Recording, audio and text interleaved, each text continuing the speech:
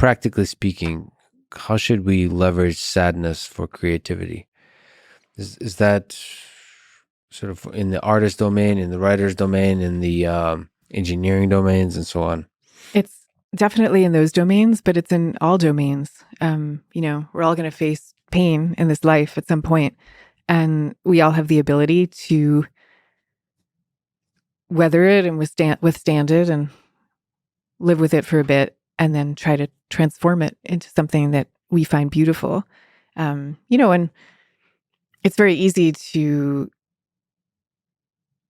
notice the grandeur of like the painting hanging on the gallery wall or the new company that's just been created, but it takes 1,000 different forms, right? You could bake a cake, or like in the wake of the pandemic, we've had more people applying to medical school and nursing school. And after 9/11, you had people applying for jobs as firefighters and teachers. So there's something in the human spirit that takes pain and turns it into meaning when we're at our best. And when we're not at our best, we deny the pain and then take it out on ourselves and on other people. So there's a kind of fork in the road of what to do with it. But we know, there's all these studies that I go through in the book. Like there was one where the researchers had people watch different movies, like happy movies, sad movies, bittersweet movies. And they found when people watched Father of the Bride, which is like the ultimate bittersweet, you're walking your daughter down the aisle kind of feeling, that was, they would give them creativity tasks after watching these different movies. And the people who had been primed for bittersweetness were the most creative. They were like primed to remember finality, like love and finality, basically. Love and impermanence. There's something about that that gets us to our most beautiful state. I wonder if it is. There's studies like that. There's I don't know if you looked into terror management theory. Yeah, that's really interesting stuff. So they especially intensely have you focused on not just sad, but traumatic, like death. Prime you with death and see how that changes your mind. How, like, both, like, I don't know if there's creativity studies, but they have interesting, I think a little bit tainted by political bias, but maybe not.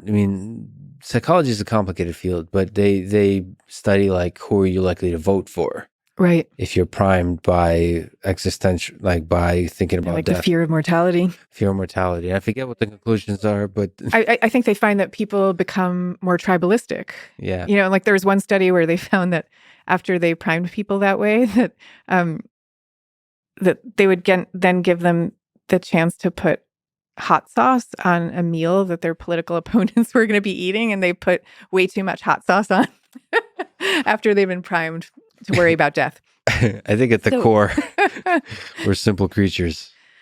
So I actually, like in the book, I spent a bunch of time with people who are working on radical life extension, or the quest to live forever.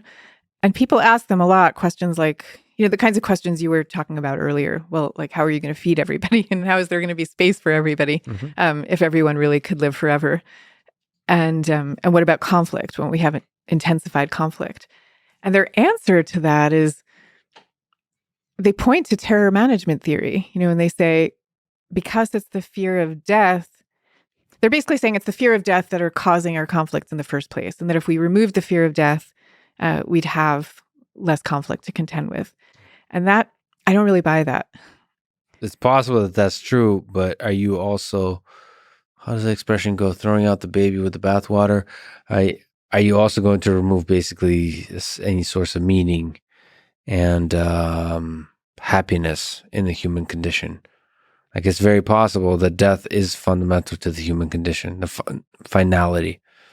Yeah, and that's the great philosophical question. And I went to a conference of people who are working on this, and I thought that they were going to be talking about those questions all through the conference. But the MO is much more like, we're so happy that we're here with people who have gotten past all those quibbles. And we just know there's going to be meaning no matter what. The basic assumption is, let's try to extend life indefinitely, and then we'll figure out if that's a good decision. Or more like, we're sure it's a good decision. Or at least, sure. At least it's that a was mix. That was what I felt. It's or what was either expressed, let's say. sure. It's either we're sure it's a good decision, or we're sure that it's good to believe that it's a good decision.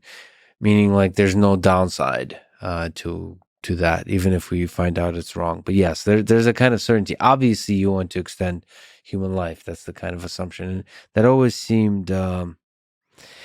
Now, it could be true, but just like the people who over focus on colonizing other planets, it feels like you neglect the beauty and the struggle of our life here on Earth. I have sort of the same kind of criticism, whether it's thinking about Valhalla or any other afterlife, is you can have, if you're not careful, forget to make this life a great one, whatever happens afterwards. So, yeah, definitely. But from an engineering, from a biology, from a chemistry perspective, it's very interesting to think, how do we extend this thing? Because it does seem that nature, the way it designed living organisms, it really wants us to die, because that's part of the selection mechanism. That's it seems to be fundamental to evolution.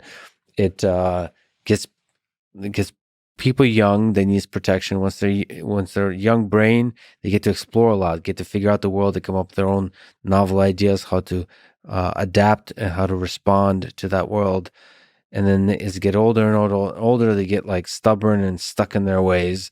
And so we need them to die, so we make room for new life that's able to adapt to the changing environment.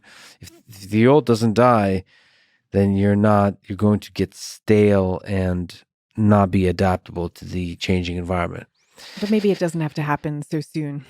Yeah, maybe it doesn't. It's like listen, I'm a big fan of pressing snooze on the alarm clock. I'm in the same way. I'm one of the people that believe it's, or I don't definitely believe, of course, I don't know, but I think death is a fundamental part of life. But yeah, if I'm on my deathbed, I would sure as hell press snooze as many times as possible. Yeah, I really don't know. wanna And it's die. interesting because in some ways, I share your instinct.